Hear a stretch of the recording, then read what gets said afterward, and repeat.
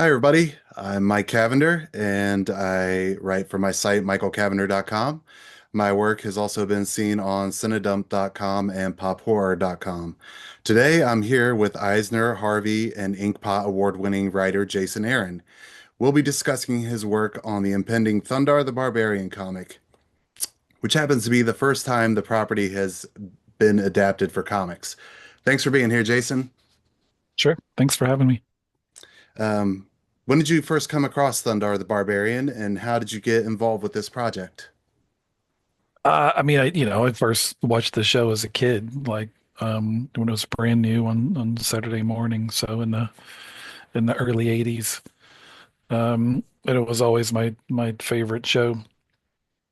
I was that was the age when I was um discovering comics for the first time from the spinner rack. I was discovering Robert E. Howard's Conan stories. My favorite movie was Road Warrior, so it was kind of all the stuff that went into the gumbo that made Thundar was already things I was getting into. So Thundar felt like this perfect combination of all my new favorite things. Um, and the book came about from me talking to I've known Nick Barucci from Dynamite for years, and we've talked about doing different projects that have kind of never quite worked out. And he always touches base with me and asks me if I'm interested in doing this or that. And Dynamite had been doing all those Hanna-Barbera books, which have all been great, like the Johnny Quest book and Space Ghost. And I told him, well, if you get the rights to Thundar as a part of that, let me know. And he called me probably a week later and had worked it out. So I was like, well, damn, I guess I'm doing Thundar. It's one of those jobs. Again, like you said, this is the first time Thundar has ever existed in comic book form, despite that cartoon having such an incredible pedigree of comic book creators. It was mostly Steve Gerber's baby. Gerber's one of the, best comic book writers of his era. And then Alex Toth and Jack Kirby were kind of the main design artists. So, a group of legends who brought that world to life. But this will be the first time we ever see that world in the pages of a comic book. Yeah, so that kind of brings me to this. Despite only airing for two seasons in the early 80s, the show's maintained a certain amount of popularity over the last 4 decades. Why do you think the property has continued to resonate with fans? I mean, I think it was just such a distinct show for its time. There weren't a ton of like action-driven shows on Saturday morning in those days. So that's one of the things that stuck out to me. And also, it's just such a vividly imagined world. That combination of sword and sorcery stories with um, uh, post-apocalyptic setting was also something we hadn't really seen. So it was just such a great, memorable show. And then the fact that we've really gotten nothing from it since. There've been a couple Funkos and some action figures and a DVD box set at one point, but that's it. So I think fans who so fondly remember that show have been there. There you go. I think we've all been hungry for some continuation of it. But this to me is very much a love letter to that original show and me pouring, um, so many references to the show into the book. But this also has to be something that's accessible to people who've never heard of Thundar, who weren't that perfect age to watch it on Saturday morning. So I think if you've never seen a single episode of the show, but you like stories about barbarians, stories about dark post-apocalyptic wastelands, this comic will check all the boxes for you. So, licensed comics can sometimes be quite particular with how their properties are handled. However, the cartoon didn't utilize that much traditional continuity. Were you given a relative amount of free reign to write whatever type of stories you wanted to? How did this project compare to your work on Star Wars, for example, another licensed property? Yeah, I mean this experience has been really great and easy. Like there've been no issues. It's felt like everybody just wants to see a cool story. Um, like I said, my from the get-go in my pitch, it was very clear like this is a continuation of the show. This is not like a reimagining. That show happened. This is the next episode of it. So there are references to past episodes to within the first couple pages of issue one, you see mutants who have appeared in, five or six different episodes. So we pull a lot of characters and references.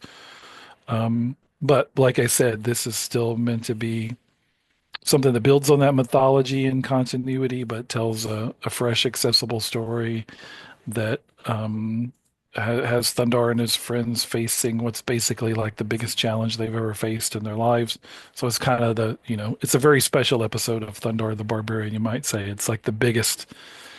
If they had done a movie episode, like this is that. It's a bigger challenge, a bigger sprawling scope to it. We also go back and explore the origin of the characters in ways that the show never really did. Although Steve Gerber did have um, that origin clearly already kind of sketched out. They just never put it in an actual episode. Um, so yeah, the experience has been really easy and fun. So your run basically is it's not going to be like each issue won't be like a single story, like a one-off, like all the one-off episodes. It'll be kind of like a single story told over chapters. Yeah, correct. Yeah, I mean, I've always felt like everything I write, you want every issue of it, every single issue of it should feel like a big meaty chunk, a satisfying chunk in and of itself, as opposed to just a piece of a bigger story. But this is not a mini series of standalone issues. This is not, five separate episodes. This is one big episode. It goes to a lot of different places. It starts in the kind of the dark future we know and goes back into the past in a couple of different ways. Um, so it goes to a lot of different places. But yeah, it's one big story that we're telling. Yeah, so my next question was actually how long was your run going to be? So five issues is the story. I think I saw three solicited so far. So we're getting Yeah, five? yep. This is a five-issue story. Yeah. Excellent. Beyond that, who knows? But this one's five issues. Um, all right. So you've already mentioned how Steve Gerber, Alex Toth, Jack Kirby, all worked on the series. Marty Pasco worked on the series as well. The guy that was writing Swamp Thing before Alan Moore came on. Um, and then, but Gerber and Toth and Kirby are all gone. But Roy Thomas and Mark Evanier also worked on the show, and they're still with us, thankfully. Have you ever talked to them about the property at all? I have not. No, I would love to. I mean, I've read stuff that Mark has written online about his experiences with the show and some of the times that Thundar almost came to life in comic book form. But no, I've never talked to anybody who actually worked on the show. Um, so I guess And I will correct myself. I was wrong. It's a six issue story. oh, As soon excellent. as I said that, I thought I don't think that's right. But Great. yeah, six issues. I'll take it. Um, I'm gonna kind of skip ahead here because you brought up talking about, or you mentioned kind of talking to other people. Like I've talked to some pros online who've been wanting to see this book happen and trying to get it made themselves. When you finally found out that you were doing the book, did you get a chance to like geek out with any colleagues or anything like that? No, not really. I mean, I haven't. I didn't do as many conventions last year, and I live in the suburbs of Kansas, so I'm mostly just here in my basement working away, or spending Hmm. time with my family. So no, I haven't geeked out about it with anybody yet. 'Cause I talked to Kyle Holtz on Facebook Oh, cool. sometimes, and we've talked about Thundard. He's very much into it. So just throwing his name in the ring if you ever get a Cool. chance to do another Yeah, series. he's awesome. Yeah. Um, so, what character were you most excited to write, and did you stick to already established villains? Did you create any new characters for the canon? I mean, I think I was just excited to write everybody. It's like when I was doing Star Wars, like you feel a connection and a fondness for all those characters. So, um, I mean, in terms of the new characters, the bad guys are like a collection of the wizards from multiple episodes. The cartoon only had one recurring villain, which was Gemini, which was an awesome Kirby design. He came back he was in two episodes. All the others were kind of like a wizard of the week, and that there were a lot of different wizards that we Yeah, encountered, and there's kind of references a couple times to a council of wizards and some sort of overarching, the managing group or hierarchy of wizards. So this is basically multiple villains that Thundar has fought, kind of teaming up to enact a powerful new spell that will rid them of Thundar forever, is like the plan. Sinister So, Six for Thundar, kind of. yes, exactly. Um, so so in a sense, without saying too much, in a sense, there is a new character in the midst of that, though it's also um, it is a character that we have seen before, but we're telling you for the first time who that character is and what their story is. So you'll have to kind of wait and make of that what you will, and wait to see who that particular person is. Right? Are you somebody that likes to write in silence, or were you like listening to the Thundar soundtrack while you're writing? Because it's totally kick-ass. It I is, love yeah. the No, music. no, I usually do write in silence. I mean, I definitely do when I'm working on one of the scripts, like I'll have my script on one screen and I'll pull up episodes on the other. So constantly going back and rewatching episodes for reference points and inspiration for um, dialogue and landscapes and everything. Like you know the setting of that world was such a key part of what makes it so cool. So again, just trying to pack as much stuff from the show as we can into the book, while also at times doing our own kind of riff of that.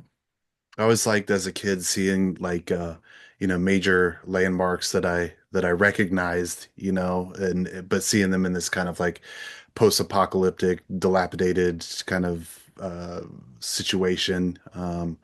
And Right. I don't know, like you're right. The background of everything is so cool, and like I was watching episodes uh, before talking to you today, and I just watched the one where they're at the Alamo. Um, but my favorite episode is probably the one where they travel back in time. I thought that one was kind of neat. Yeah, I think they did that a couple times, right? Was it the one? It was the Alamo one where they Yeah, oh went yeah, back in yeah. So time? when Is that they go right? back and they meet the like the little girl, and she's like takes them back to her Right. house or whatever, and Ukla eats all the cookies and stuff. That's a fun one. They don't bother to give her a heads up that she's going to die soon when Right, the yeah, no, comet I was thinking about that when I was wipe out. watching, like, yeah, the impending catastrophe that's Right. going to Poor happen kid. soon. Well, Um, yeah. Well, that's the episode where they travel back in time, courtesy of Crom's moon dial. right, Crom, yeah. Um, Crom's moon dial is an important component of what happens in this book. Oh, excellent. Um, so we do go back to that day in 1994 when the world changed forever, and explore a little bit more of you see kind of our the characters we know experiencing that day, but we also explore a little bit more of like what would it have been like to have been a person in 1994 when that comet presumably showed up out of the blue, that nobody Mhm. knew this was happening or coming. And then the havoc that it wreaked so quickly. We explore a little bit more about what that might have been like. Well, so actually, that brings me to the one that kind of my favorite question that I came up with here. So you've written some harder material in your career that goes to some dark places. It's sort of strange to think about considering the show's intro features a global catastrophe that ends civilization. But did you ever find yourself going too far and having to pull back on the reins a bit? No, I mean it was really the experience for me of writing this was kind of the opposite, where I felt very precious of the show and never really considered doing something that was like, oh, let's take Thundar and reimagine it and push it to, a hard R kind of story.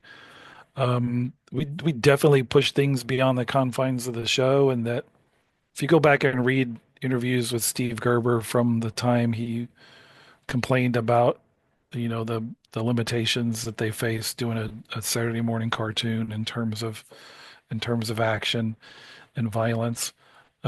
So I think we push things in a way that hopefully Mr. Gerber would have been happy with.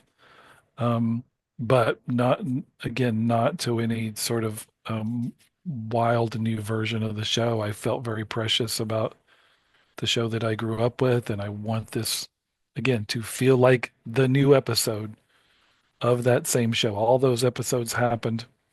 It's the same continuity. We're expanding it. We're giving Thundar the biggest challenge he's faced. We're going back in time and exploring more of his origin in ways that's never been told before. But this is still me doing that same show. Yes, the violence is a little more. We actually see, Thundar get to use that sun sword in ways he wasn't allowed to on Hmm. Saturday morning back in the 1980s. We explore kind of the emotional depths of these characters more than they did for a children's show back then. And part of that is Thundar's history, where he's come from, how he first met Ariel and Ukla, and what he was up to before he was the dashing, adventurous barbarian that we know. But yeah, I found myself feeling more precious about this really than I think I have even about stuff like Superman and Thor or X-Men, characters I've worked on over the years. I generally haven't had a problem like bending them and putting them through awful stuff to create interesting stories. But with Thundar, I felt surprisingly more precious about it than I have anything else, I suppose. It's funny watching the show now with like adult eyes and just like the intro, it's dramatizing a situation where presumably like hundreds of millions of people died or whatever. But then you get the show itself, like Thundar, um, I can't recall him ever using like his sun sword to like actually hurt anybody other than like robots or monsters Right. that would transform back into like in inanimate objects or something like that. So it's weird that the premise is horrifying when you think about it, but then it's um not nearly as violent as what you would think. It kind of has like the G.I. Joe cartoon aspect of like shooting the Cobra jets and the pilots always parachute out kind of thing. Right. um Sure. Yeah, I mean that's the they had no choice but to yeah. make it that way. Um, I mean even, in the first issue, first few pages, I think there's a part where Thundar first gets the sun sword and he's fighting these rat men, the groundlings, who I think were in the very first episode. And he cuts off one of their tails. And I realized we've never seen him like really cut anybody before who wasn't a robot, you Yeah. know. You're right. Like usually when he used his sword and to fight bad guys in the show, it had to be very indirect in terms of him attacking them. He couldn't go hacking and slashing, but we see him hack and slash a little bit in this. Um, And we also get to see Ukla cut loose in ways we haven't seen him do so before. did you are you aware of where Ukla's name came from? Yeah, I mean, the story is it's from UCLA, right? Yeah, yeah, I love that. I didn't know that until just recently. Yeah, Um, one of those offhanded, in the moment decisions, I think that becomes foundational, in the same way when you watch the show about the history of He-Man, how Battle Cat was like a toy left over from another toy line, and they're like, let's use that cat, and they're like, well, the scale of it's different. He's too big, and one of the guys was like, well, just put a saddle on it. hmm. So a simple decision made to save money becomes such an important part of all of our childhoods. Um, so briefly wanted to just go into some of your other projects. So Scalped is a top 10 series for me. Um, I absolutely love that book. I've read it all the way through probably four times. Cool. Thank you. And it's that's huge for me. You actually uh you did a signing at the Laughing Ogre back when Scalped was first launched, and that's Yeah, a long time ago. yeah, you convinced me to pick up that first volume, and I'm so glad you did Cool. that. I think I was in there because I liked the other side so much. But so I was disappointed when WGN passed on producing Scalped as a television show. But it was recently announced that Hulu is looking at adopting or adapting Southern Bastards. How involved are you in that project, and can you divulge any details about it? I mean, not, I not really shouldn't say much more beyond what's been announced. That Yeah, it's been in the works for a while. We're um working with Onyx and Proximity Media, which is Ryan Coogler's company, and Fifth Season, um and have a green light for a pilot. So hopefully we'll be shooting that soon this year. And then see where we go from there. And yeah, if we get to air, it'll be on Hulu. So yeah, all I can say is I'm super excited. Love the group of people that are involved. Love the script for the pilot, which is written by Bill Dubuque, who created Ozark. Bill's an incredible writer, and I think um, fans of the book will be really really happy with the show. I know I certainly am. Um, And yeah, yeah, it was a shame that the scalped pilot didn't go anywhere. It had an awesome cast. Gil Um, Birmingham as Red Crow. I would have yeah, loved to he have was seen really that. cool. Zon McLaren was really incredible as catcher. Um, but the good scalped news of last year is that we got the book into omnibus format, so you can now pick up all of Scalped and read it in the form of two hardcover omnibi that I was Gary and I were both very involved with putting together. So there's stuff in there that wasn't included in any of the trades or previous collections. Stuff I kind of dug out of my archives that I hadn't looked at in years.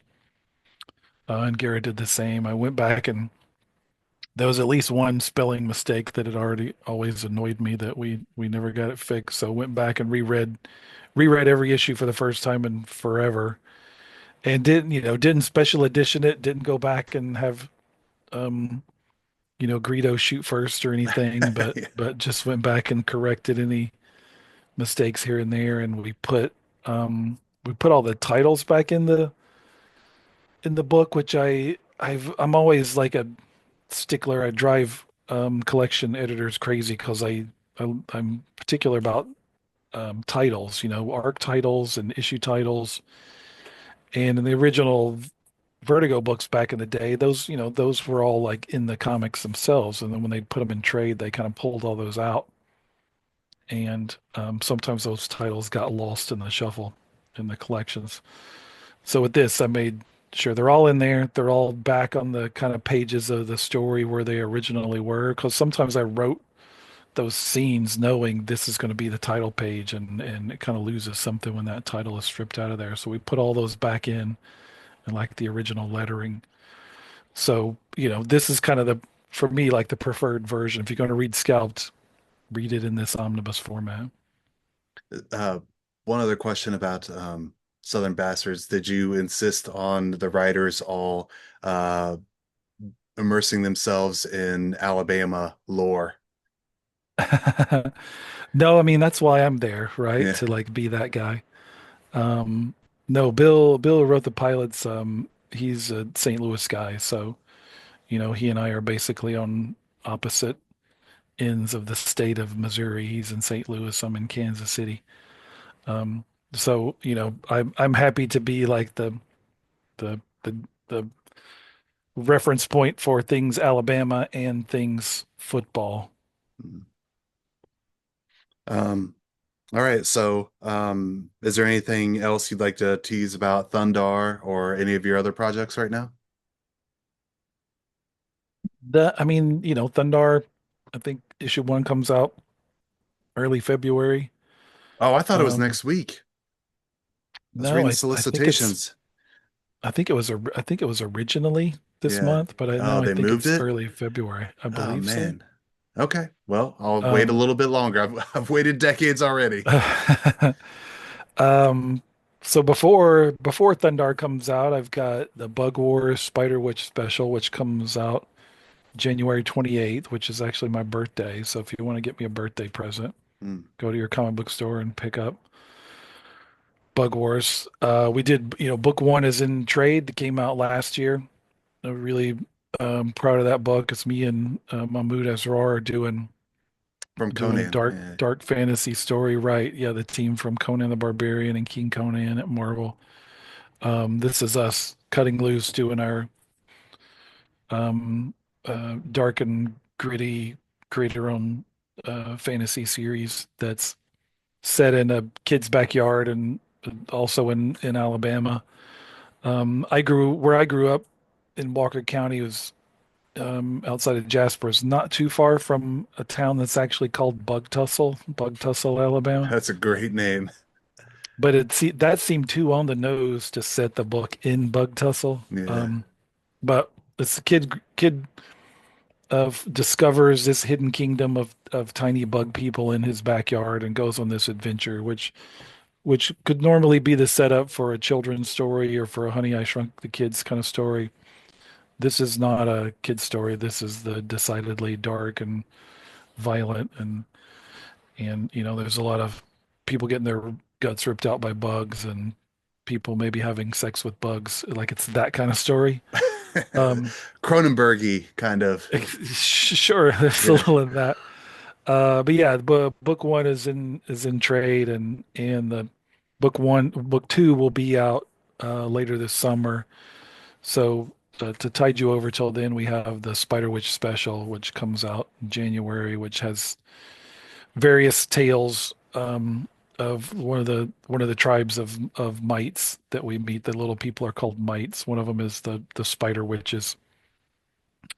So we get different tales of them, and it's sort of a gives you a glimpse of what's to come in book two. So, but yeah, that comes out this month, and I'm not going to put that special in the collection for book two. So if you want to read it, you need to go pick a copy up at your local comic shop. Other than that, still doing Absolute Superman. I'll be on that for the foreseeable future. There's kind of no end in sight with that right now, and Juan Ferreira just joined me on that book coming over from the run he and I did on Teenage Mutant Ninja Turtles. Like loved working with Juan on that, and definitely wanted to continue that. And super happy that he was really excited to hop on with Absolute Superman. So yeah, that's kind of the main things I got going. There'll be some other things coming up later this year that'll be surprises, but can't talk about any of those just yet. Um, would any would you be able to comment at all on another story from the universe of the Goddamned? Sure. Do you have anything coming up? When we'll get more stories of Yeah, the yes, yeah. I mean, actually, Gary and I are gonna.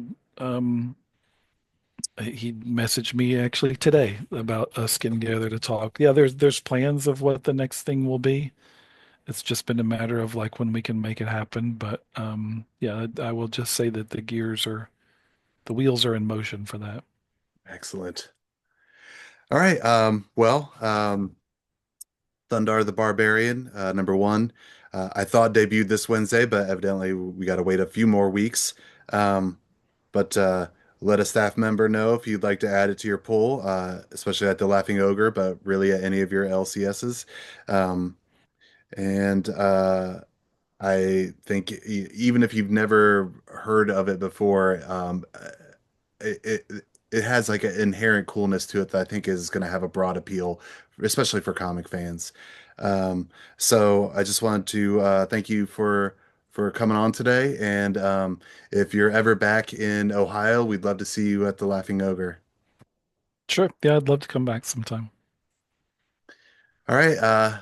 Well, thanks for coming by, and I'll get this posted probably tomorrow. Cool. Sounds good. Thanks, man. Nice talking to you. Sure. You too. See you later. Thanks.